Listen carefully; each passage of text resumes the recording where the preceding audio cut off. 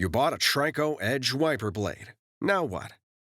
This video will show you how to properly install the TRICO Edge wiper blade onto a 22mm side pin arm.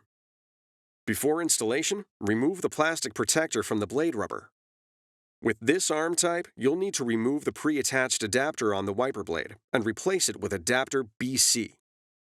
Identify the release tab for the pre-attached adapter. Press the tab down with your thumb while pushing the pre-attached adapter back toward the release tab.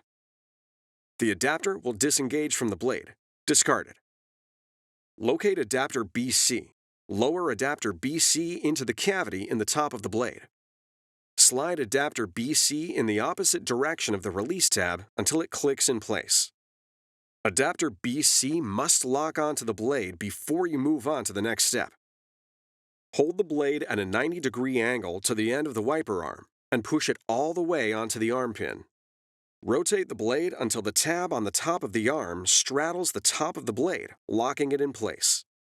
The bent end of the arm tab must be in the long slot on the top edge of the blade.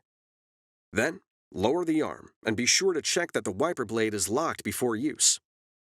It's that easy. Now you're ready for the road ahead.